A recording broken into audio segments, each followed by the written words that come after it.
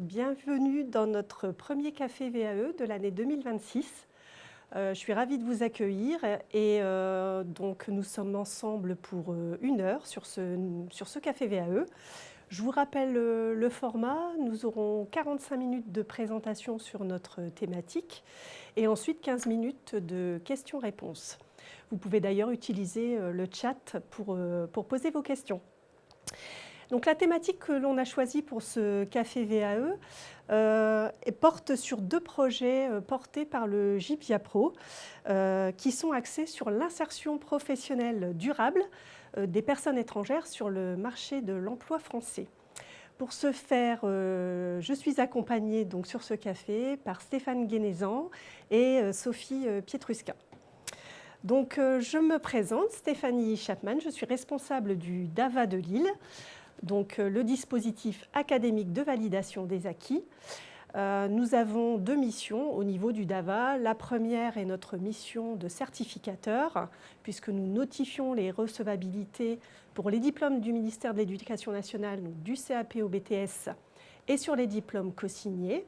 Et puis, nous avons une mission d'architecte accompagnateur de parcours, en collaboration avec le réseau des Greta, puisque nous sommes guide et accompagnant des candidats à la VAE. Donc mes invités, comme je vous le disais, je suis accompagnée donc, par Sophie Pietrusca. Bonjour Sophie. Bonjour Stéphanie. Donc responsable du DABM de l'Académie de Lille, que je te laisserai présenter après. Et puis Stéphane Guénézan, bonjour. Bonjour Stéphanie. Merci, directeur général de Transition Pro Hauts-de-France. Et je suis ravie de vous accueillir pour ce webinaire que nous allons partager ensemble sur cette thématique. Avec, dans un premier temps, une présentation de ces 2 dispositifs, donc présentation d'Expérience sans frontières, et puis la présentation de la prépa VAE, dispositif pour lequel nous sommes partenaires, donc le GIP et Transition Pro. Et puis Stéphane, je te laisserai présenter la structure Transition Pro et nous faire un petit point sur l'actualité si tu veux bien. Bien sûr, avec plaisir.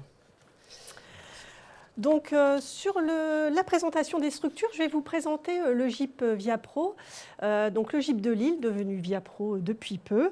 Le GIP reste notre organisme public de l'éducation nationale, avec 4 missions qui tournent autour de la formation professionnelle, donc à la fois formation par apprentissage et formation continue, l'innovation pédagogique, les actions éducatives et les métiers d'avenir. Les projets dont je vous parlais tout à l'heure, donc Expérience sans frontières et Prépa VAE, donc, sont portés au GIP par le DABM, le dispositif académique des bilans mobilité. Sophie, est-ce que tu peux nous en toucher quelques mots ? Alors oui Stéphanie, donc le DABM, dispositif académique bilan et mobilité. Alors on propose un accompagnement à la mobilité, la reconversion et au retour et au maintien dans l'emploi. Donc pour tout type de public, salariés, demandeurs d'emploi. Et aujourd'hui spécifiquement, on va vous parler des 2 dispositifs Expérience sans frontières et Prépa VAE. Donc le DABM a aussi vocation à mettre en place des dispositifs spécifiques sur des problématiques comme celle sur lesquelles on se voit ce matin. Merci Sophie. Et Stéphane, est-ce que tu peux nous dire un petit mot sur Transition Pro Hauts-de-France Avec grand plaisir. Donc Transition Pro, c'est d'abord un réseau national de 18 associations Transition Pro en métropole et outre-mer, avec une tête de réseau Certif Pro. J'y reviendrai sur les sujets d'actualité. Nos priorités pour 2026, Transition Pro, c'est bien évidemment l'accompagnement et la sécurisation de la reconversion professionnelle des salariés et auprès des entreprises, avec des orientations assez fortes pour 2026 nous concernant, de simplifier et de fluidifier les dispositifs qui sont souvent un peu complexes pour les usagers. C'est également de renforcer notre mobilisation en faveur de l'usure, de la prévention de l'usure professionnelle. Et puis, c'est également de concentrer nos financements et d'orienter nos financements autour des grandes transitions sur les métiers durables, transition écologique, transition digitale et transition démographique. Enfin, il s'agit toujours de confirmer, de conforter les moyens qu'on mobilise pour sécuriser les reconversions professionnelles, et évidemment la VAE fera partie du package de mobilisation cette année. Pour les entreprises, enfin, nous avons 3 grands projets, 3 grandes offres de diagnostic auprès des entreprises. Un diagnostic de maturité digitale dans le cadre de notre projet compétences intelligence artificielle. Un diagnostic autour du maintien dans l'emploi des salariés dits expérimentés, les salariés de plus de 50 ans. Bon, moi, je ne suis pas encore concerné, donc tout va bien. Et enfin, un diagnostic Décarbone Pro pour accompagner les enjeux de développement de compétences dans la transition bas carbone. D'accord, ok. Merci Stéphane pour ces informations. Alors, le sujet porte, comme le disait Sophie tout à l'heure, sur l'accompagnement de publics spécifiques. Et donc, aujourd'hui, il s'agit d'accompagner des publics de nationalité étrangère dans l'emploi. Et donc, le premier dispositif porté par le JBIA Pro et financé par les fonds européens et le FAMI concerne donc ce dispositif d'accompagnement dans l'emploi. Alors, pour faire un petit historique du dispositif, le GIP avait déjà participé à une expérimentation nationale portée par Lyon depuis 2020. Il s'agissait dans un premier temps plutôt d'un dispositif spécifiquement de VAE, qu'on appelait VAE sans frontières, avec l'objectif de déclasser le moins possible et de déqualifier le moins possible les personnes qui arrivaient en France et qui souhaitaient se repositionner sur un emploi. Ça s'est élargi en 2023 à 2024 alors à un dispositif qu'on appelait Expérience sans frontières, parce que tous les publics n'étant pas éligibles à la VAE, eh bien, ça leur permettait d'ouvrir un petit peu leur perspective de projet professionnel en lien avec les besoins des territoires. Et donc, cette expérimentation nationale ayant pris fin en 2024, le JBIA Pro a souhaité renouveler sa participation sur le territoire des Hauts-de-France, donc sur ce dispositif Expérience sans frontières. Sophie, je te laisse donc la parole pour nous dire un petit peu dans quel contexte ce projet a été déposé et en quoi il consiste. Alors en effet, ce projet a été redéposé l'année dernière et donc a été validé en septembre 2025 avec une mise en place plutôt concrète là depuis janvier 2026. Alors le but, c'est vraiment d'apporter un accompagnement global pour les personnes de nationalité étrangère en situation régulière et hors Union européenne. Voilà, c'est très spécifique, excepté les personnes provenant d'Ukraine. Alors, ce dispositif, il provient d'un constat, c'est qu'en effet, les personnes, quand elles viennent de l'étranger, elles ont parfois des compétences et des diplômes dans leur pays. Et aujourd'hui, quand elles se retrouvent en France, elles n'arrivent pas forcément à retrouver le même type d'emploi. Donc, pour éviter ce déclassement dont tu parlais tout à l'heure, c'est vraiment de leur proposer un accompagnement global à l'insertion professionnelle avec différents champs. Et donc, on va retrouver une aide sur la formation, une aide à la VAE, sur le parcours aussi linguistique avec du FLE et un accompagnement comme ça global sur 4 à 6 mois voilà, pendant cette durée de dispositif. Le dispositif étant compris entre donc, septembre 2025 jusqu'au 31 décembre 2027. Ok. Tu parlais des enjeux et de la lutte contre le déclassement professionnel. Quels sont exactement les objectifs de ce dispositif? Parce que tu nous parles de formation, VAE. Est-ce que tu peux nous expliciter un petit peu le parcours de l'usager et comment ça se passe quand il arrive Alors, la personne, quand elle s'inscrit sur mes démarches simplifiées, alors elle s'inscrit soit directement par elle-même, soit généralement par des réseaux d'accompagnement ou par des partenaires, associations, etc., qui travaillent avec les publics de nationalité étrangère. Le but, c'est vraiment de leur apporter, grâce à des référents de parcours, on a 2 référents de parcours ici au JBIA Pro, qui vont les accompagner et répondre à leurs problématiques. Et donc c'est pour ça que c'est vraiment un dispositif qu'on dit expérimental, parce qu'il permet vraiment de créer une approche sur mesure et de répondre à leurs problématiques vraiment individualisées. Et ça, c'est vraiment la force de ce dispositif, est vraiment intéressant. C'est pour ça que tout à l'heure, quand je parlais de VAE ou de formation, c'est que selon leurs problématiques, on peut très bien leur proposer un accompagnement VAE. On peut aussi leur apporter un accompagnement sur le FLE en fonction de leur niveau. Donc on propose aussi un test de positionnement au démarrage de l'action. Et cet accompagnement permet vraiment, le but c'est vraiment l'insertion durable à l'emploi sur le sol français. Tout ça avec aussi toute la partie équivalence de diplôme, avec l'accompagnement sur ENIC. Oui, merci. Donc c'est vraiment une approche globale. Ouais. C'est que la personne puisse avoir les réponses à un seul endroit et qu'on puisse l'orienter sur tous les partenaires de la métropole lilloise. Alors les métropoles lilloises, mais pas que, il y a un groupe aussi sur Arras. Et donc c'est vraiment cette particularité de pouvoir leur apporter une réponse au même endroit. Et que voilà, c'est bon.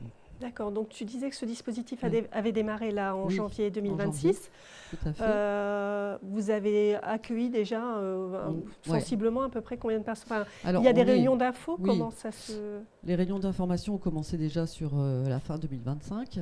Généralement des réunions d'information auprès des partenaires, déjà pour bien faire comprendre le projet, etc., le dispositif. Et ensuite des réunions d'information auprès des bénéficiaires. Donc généralement, on est accueilli chez nos partenaires. Ça peut être France Travail, ça peut être à l'avant-poste, et bien sûr des réunions d'information ici au Gibia Pro. Ça permet vraiment d'accueillir le maximum de public et de leur donner une information claire sur notre dispositif. Et ensuite, la personne décide ou pas d'intégrer le dispositif et on les accueille en entretien individuel. Et là, un diagnostic est posé pour répondre à ces problématiques et déjà aussi de vérifier si la personne est bien en capacité de suivre l'accompagnement. Voilà. D'accord. L'accompagnement, comme je disais tout à l'heure, on est sur 4 à 6 mois d'accompagnement et en fonction de leurs problématiques, ça peut être plus ou moins long.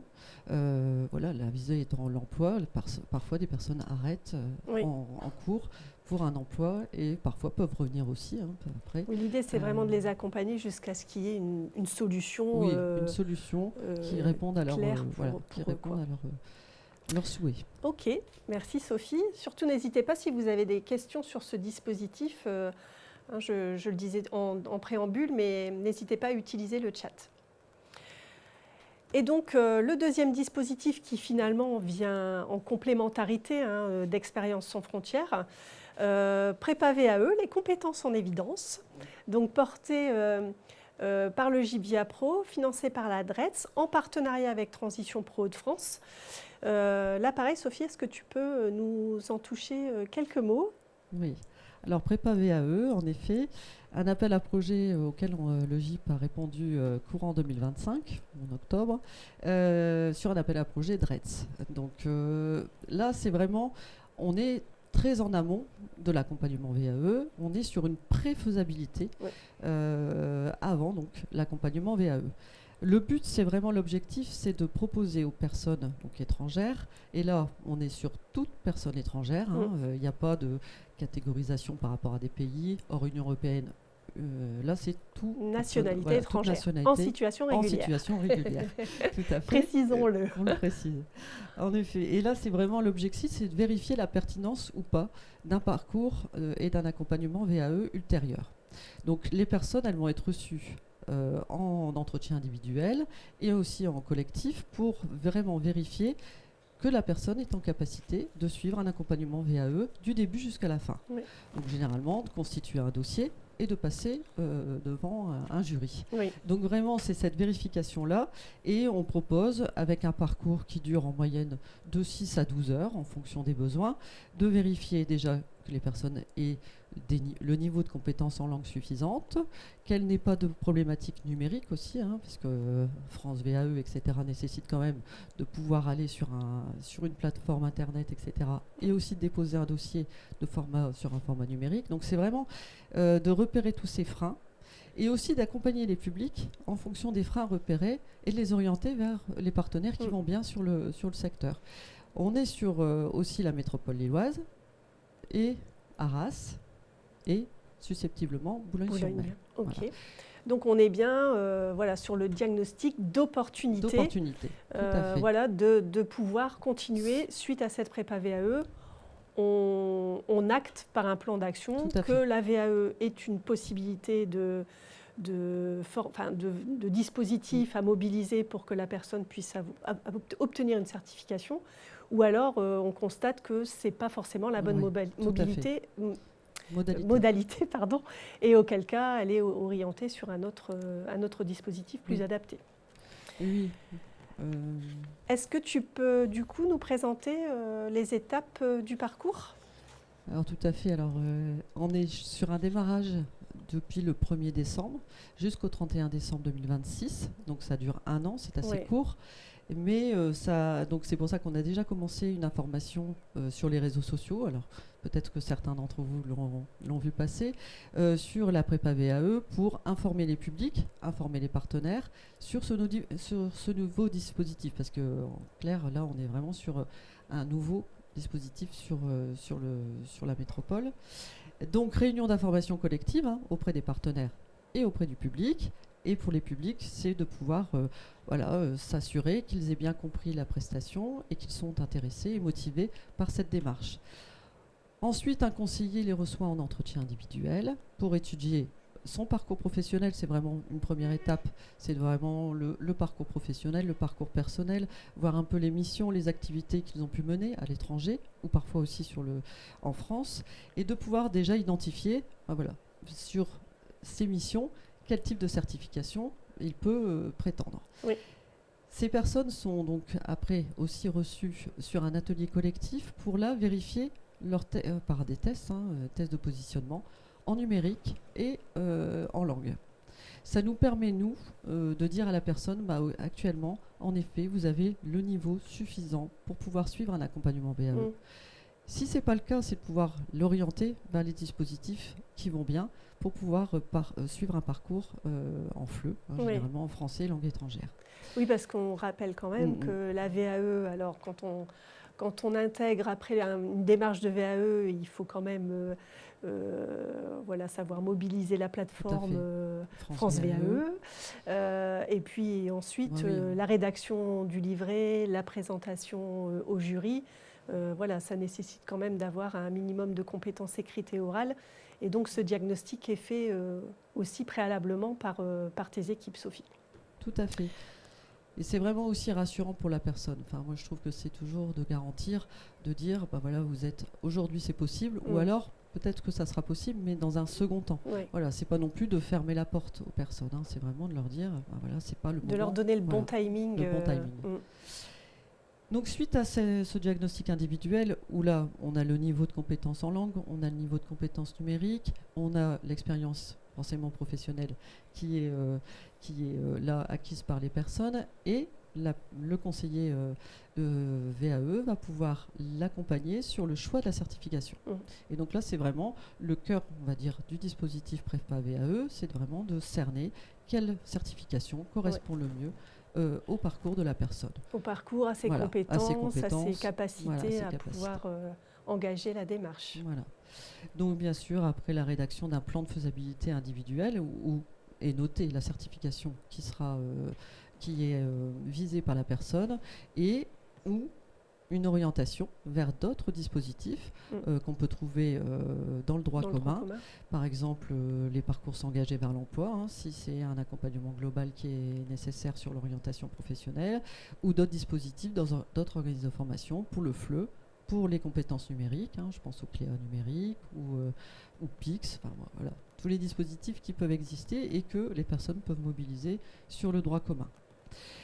Pour les personnes qui sont prêtes et peuvent partir sur un accompagnement VAE où la certification a bien été identifiée, là c'est de les accompagner sur France VAE et sur l'architecte accompagnateur de parcours qui correspond. Et donc ça, c'est de pouvoir orienter les personnes vers le bon interlocuteur.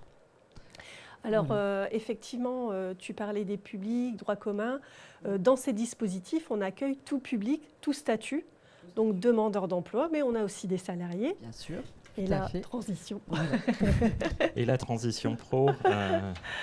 Transition pro. Donc vous êtes partenaire dans ce dispositif prépa VAE également, parce qu'on a aussi des salariés. Alors dans l'expérimentation, effectivement, on avait des salariés, des gens qui travaillent alors parfois dans des fonctions ou des métiers sur lesquels ils n'avaient pas pensé se positionner au départ, mais qui travaillent. Et donc Transition Pro leur permet de pouvoir mobiliser d'autres dispositifs aussi pour Oui, oui, évidemment, Stéphanie, en fait, bon, c'est lié à différentes choses. Un, déjà, parce que entre le DAVA et Transition Pro, on a déjà une longue habitude de collaboration.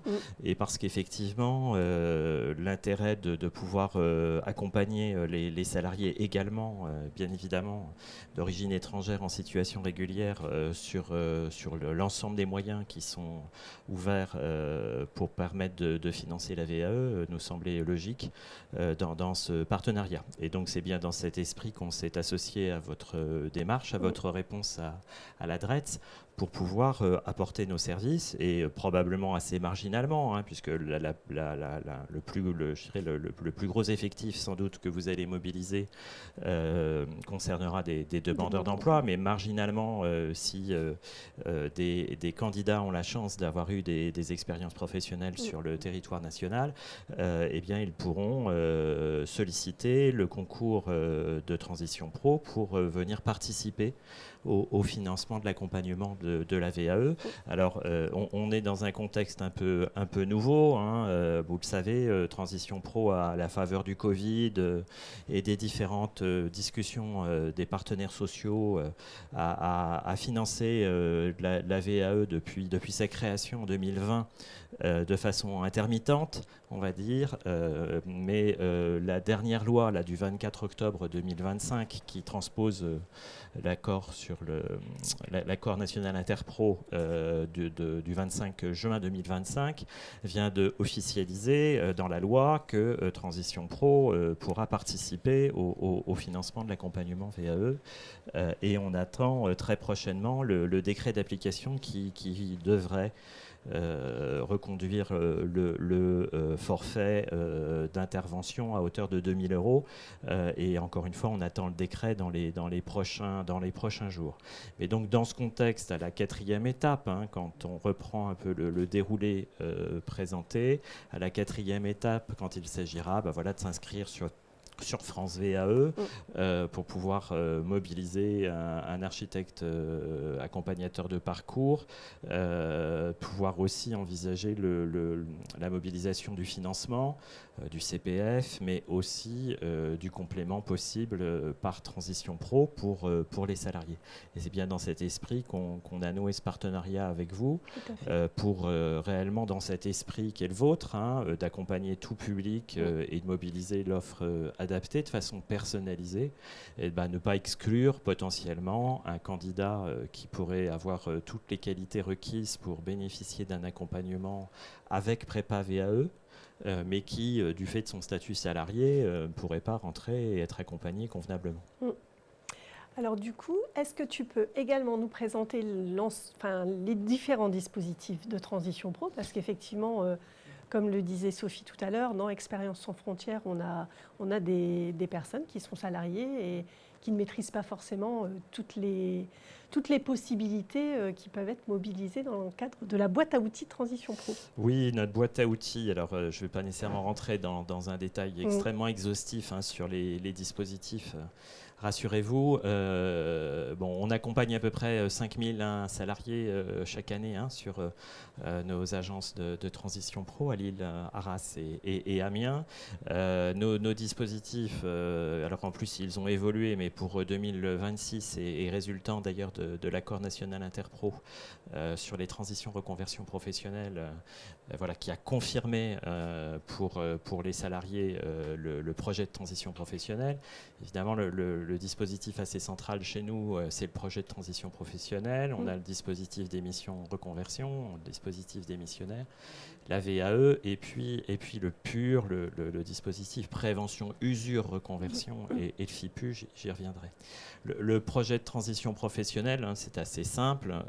C'est pour nous la capacité d'accompagner un changement de métier pour un salarié dans le cadre d'une autorisation d'absence, donc d'un maintien du contrat de travail, et qui permet de voir le salarié se former sur son nouveau métier tout en maintenant sa rémunération et son contrat de travail. Nous opérons du coup en financement du coût pédagogique pour la formation de reconversion. Nous remboursons l'employeur du salaire chargé chaque mois de formation réalisée, et nous finançons des frais annexes liés à l'hébergement et à la restauration pour les candidats. Donc ça nous permet d'accompagner, je dirais, entre 1300 et 1500 salariés chaque année qui changent de métier. Là, j'étais au téléphone encore ce matin avec une candidate qui a réalisé un changement de métier. Elle était dans la grande distribution à 50 ans. Elle a voulu revenir sur un métier qui avait du sens pour elle,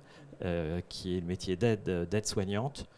Dans un EHPAD, et qui me disait que depuis un an, elle est complètement épanouie et heureuse d'avoir fait ce changement de métier, d'avoir quitté 20 ans de grande distribution où elle s'est aussi épanouie, mais elle a estimé qu'elle en avait fait le tour. Il ne s'agit pas d'opposer les secteurs les uns aux autres, mais elle trouvait du sens, et elle était ravie de témoigner. Donc, projet de transition professionnelle, ça. Est-ce qu'il y a des priorités de secteur d'activité Oui, alors les priorités, je les évoquais en introduction.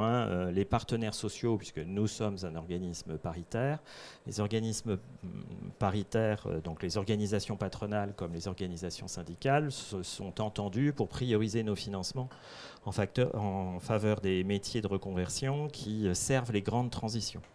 La transition démographique, alors derrière la transition démographique, c'est les questions de santé, de vieillissement au travail, mais c'est aussi les publics de plus de 50 ans.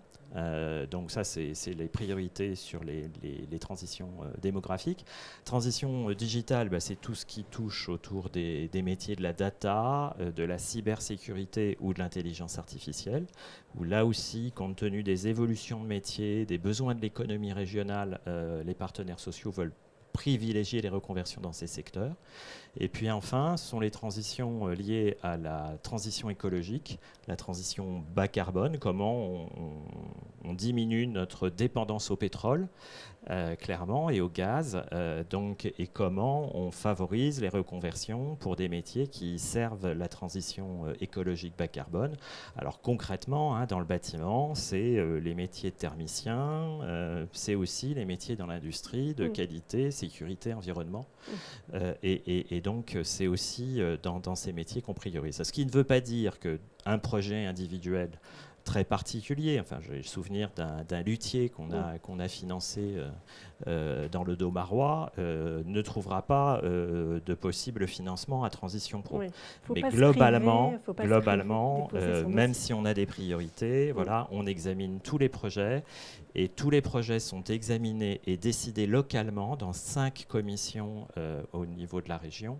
Et on n'a pas un fonctionnement désincarné. Ce sont réellement des patrons et des organisations syndicales, donc des syndicalistes, qui examinent les dossiers anonymisés et qui prennent les décisions selon des critères légaux.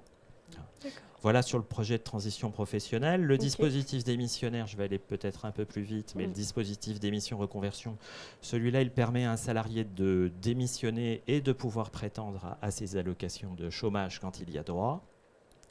C'est un dispositif qui suppose en préalable 2 étapes pour y avoir droit avant de démissionner. Il faut rencontrer un conseiller en évolution professionnelle, donc principalement l'APEC pour les cadres et Avenir Actif pour les autres salariés. Il faut ensuite déposer un dossier à Transition Pro qui va décider du caractère réel et sérieux du projet du salarié.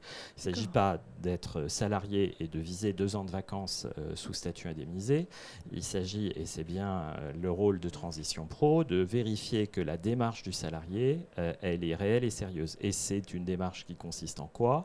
Soit un projet de création-reprise d'entreprise pour 72% des candidats qui s'adressent à nous dans le cadre du démission reconversion, ou un projet de formation.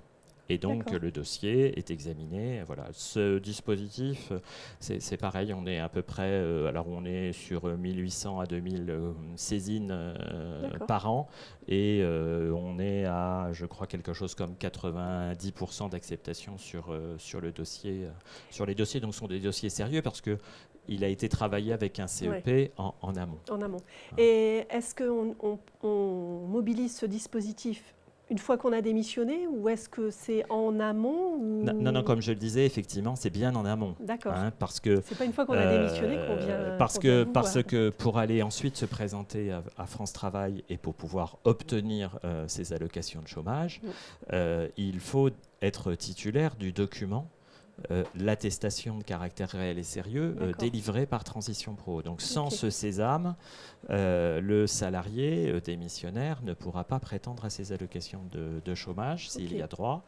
Et donc évidemment, l'accès à ce dispositif, il est extrêmement conditionné avant de démissionner. On ne commence pas par démissionner pour dire ensuite j'y ai droit. Non, on commence d'abord par soumettre son projet à un CEP, à Transition Pro, et ensuite on peut avoir le droit au dispositif. Alors c'est un dispositif qui vit plutôt bien et il accompagne très massivement de la création-reprise d'entreprises. Vous le savez, l'économie française connaît aussi beaucoup d'entreprises à reprendre et donc aujourd'hui c'est un dispositif qui fonctionne également bien. On a ensuite les dispositifs liés à l'usure professionnelle, à la prévention de l'usure professionnelle. Alors ça, c'est nouveau depuis 2024. L'assurance maladie finance aussi la reconversion des salariés dans une démarche préventive. Il ne s'agit pas de public reconnu travailleurs handicapés. Il ne s'agit pas d'intervenir une fois que le mal est fait, je dirais. Il s'agit plutôt d'accompagner les salariés qui sont en situation d'usure sur des postes exposés à des risques ergonomiques ou des salariés qui, compte tenu de leur poste, sont titulaires d'un compte de prévention professionnelle, un C2P. Et pour ces deux candidats, enfin pour ces deux profils, ces deux salariés, désormais, Transition Pro peut, sur le même modèle que le PTP, accompagner le changement de métier dans le cadre d'une autorisation d'absence auprès de l'employeur, d'un maintien du contrat de travail. Et pour Transition Pro, cette fois avec des fonds FIPU ou des fonds du C2P, donc du compte professionnel, du compte de prévention professionnelle et du fonds d'intervention pour la prévention de l'usure professionnelle, le FIPU. Sur ces deux fonds, en fait, sur ces deux sources de crédit, Transition Pro accompagnera à l'identique les salariés. Encore une fois, financement de la formation de reconversion auprès de l'organisme de formation, remboursement du salaire chargé auprès de l'employeur et puis financement des frais annexes liés à l'hébergement et à les restaurations. Sur ces dispositifs, aujourd'hui, ils ne sont pas du tout marginaux, mais la prévention de l'usure professionnelle est évidemment un sujet d'ampleur, compte tenu du vieillissement de la population au travail. Un salarié sur 3 a plus de 50 ans aujourd'hui dans la région. Nous avons pu accompagner dans le cadre du FIPU, alors sur des crédits qu'on a épuisés dès le mois de septembre 2025, on a accompagné 175 candidats. Et dans le cadre du C2P, en fait ça paraît complètement anecdotique, mais c'est quand même 1,4 million de salariés qui en France sont titulaires d'un C2P. On a accompagné 68 salariés en 2025 dans le cadre du dispositif prévention, usure, reconversion. Et on compte bien faire mieux en 2026. Voilà. Et puis enfin, dans la boîte à outils de Transition Pro, alors je dis enfin et pas tout à fait, parce qu'on en a encore d'autres et il s'agit de ne pas être trop long. Je pense à Cléa en particulier, mais on a l'accompagnement à la validation des acquis de l'expérience, parce qu'on considère que évidemment la VAE, ça peut être un levier de reconversion, ça peut être un levier de transition, soit pour pouvoir obtenir une promotion, une évolution professionnelle dans son emploi, parce qu'on est mieux reconnu par rapport aux compétences maîtrisées, soit parce que ça peut être une première marche pour accéder à une formation suivante. Et dans ce contexte, Transition Pro accompagne et cofinance la validation des acquis et de l'expérience, encore une fois avec cette volonté d'être un levier, d'accompagner la reconversion, la transition qui est notre métier, puisqu'on revendique d'être l'acteur majeur de la reconversion professionnelle dans le pays à travers notre réseau que j'ai présenté tout à l'heure. Ok.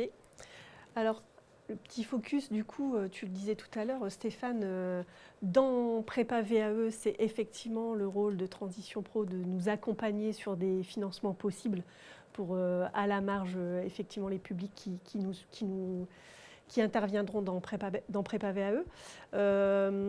Tu parlais de financement de la VAE, c'est effectif aujourd'hui ou...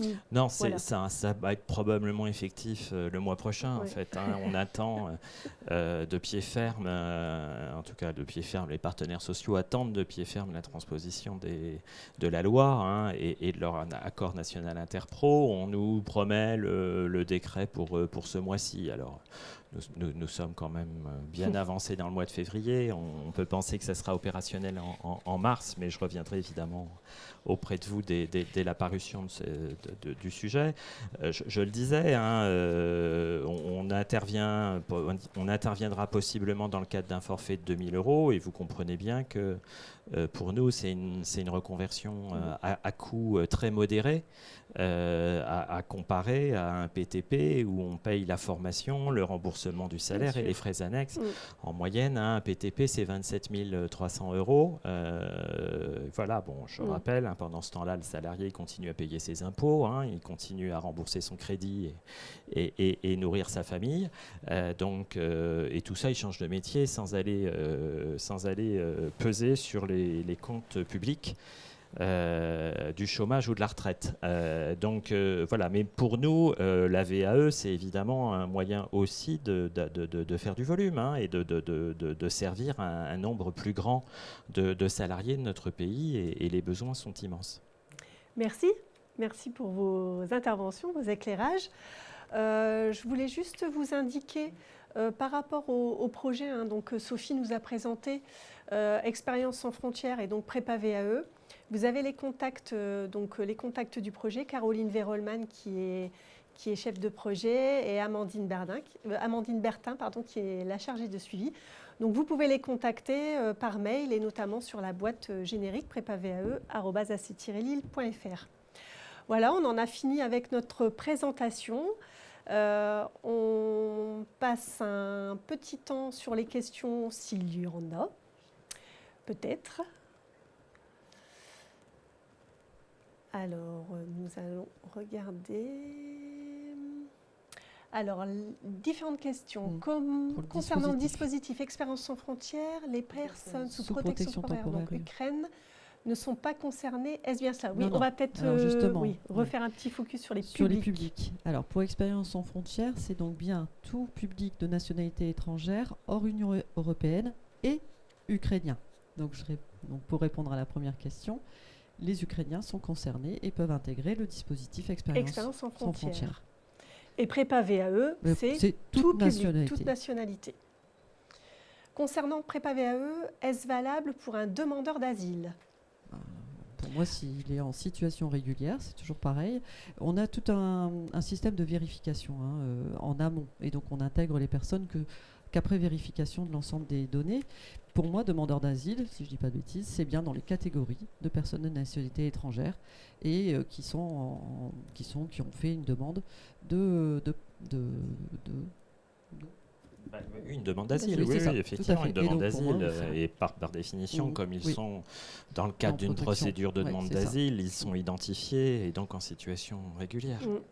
Alors c'est vrai que forcément, qui dit Prépa VAE dit ensuite, si la possibilité, si effectivement c'est acté de faire l'accompagnement, il faut de toute façon pouvoir présenter un titre de séjour pour pouvoir s'inscrire sur la plateforme. Donc il faut effectivement que la personne, elle ait au préalable l'ensemble de ses papiers pour pouvoir continuer sur le dispositif. Alors, est-ce que ce dispositif Prépa VAE existe également dans d'autres régions comme la région parisienne ? Je ne pense pas, puisque pour le coup, alors peut-être il faudrait se rapprocher de la DRETS de votre région, mais effectivement, nous, c'est un appel à projet de la DRETS. Oui, avec une labellisation, un intitulé de dispositif qui est propre à la région. Donc, même si la démarche analogue existe dans une autre région, elle a probablement et assurément un autre nom. Donc, je ne pense pas que vous ayez déposé le nom. Non, on n'a pas déposé le nom. Voilà. Alors, pour ces dispositifs, est-il prévu un déploiement en région Île-de-France? Non, donc on vient de répondre, effectivement. J'avais vu HDF. Alors, en Hauts-de-France, on n'est pas sur la totalité des Hauts-de-France non plus. Hein. Pour le coup, Sophie le disait tout à l'heure, mais on est sur Lille, Arras Et Boulogne, voilà, selon les besoins. marge. Selon, Voilà, les, selon les besoins. besoins. Voilà, exactement. Merci Stéphane pour la précision. Alors, je sollicite un accompagnement VAE afin d'obtenir une certification. Comment je dois faire pour m'inscrire? Alors, si vous sollicitez un accompagnement VAE, alors en dehors des 2 dispositifs qu'on vous a présentés, à ce moment-là, il faut s'inscrire sur la plateforme France VAE, choisir une certification, un AAP pour pouvoir être accompagné. Dans le cadre des dispositifs qu'on vous a présentés, et notamment Prépa VAE, on n'est pas encore sur la phase de l'accompagnement VAE, on est bien sur une phase en amont d'un diagnostic de l'opportunité de pouvoir mobiliser une VAE. Voilà, alors Expérience sans frontières qui contactait, donc j'ai dit tout à l'heure, hein, c'est Caroline Verolman qui est notre chargée de projet, ou Sophie, mais on vous enverra de toute façon le support, donc vous aurez les contacts. Et puis peut-être que vous avez quand même des permanences d'accueil et de toute façon de l'information délivrée en continu, en qualité de DAVA, pour pouvoir répondre et accueillir à toutes les demandes. Tout à fait, oui, tout à fait. Il ne faut pas hésiter à nous contacter, à contacter nos services. Il y a un calendrier de réunions d'information qui sont planifiés. Oui, diffusé, Sophie parlait tout à l'heure sur les réseaux, sur les internet. réseaux sociaux, et puis aussi également sur le site Mes démarches simplifiées, l'ensemble des réunions d'information collective sont indiquées. Donc là, les réseaux d'accompagnement qui sont informés peuvent aller voir directement sur le site, et par ailleurs aussi via les réseaux sociaux. Eh bien, je pense que nous avons fait le tour du coup des questions. Je vous remercie pour ce temps d'échange. Je ne sais pas si merci en tout cas à vous de votre participation. Est-ce que vous merci vouliez Stéphanie, rajouter, merci Sophie. Vous rajoutez quelque chose éventuellement sinon, on va s'en conclure là. Et puis, je vous remercie encore de votre participation à ce Café VAE. Merci beaucoup et bonne fin de journée.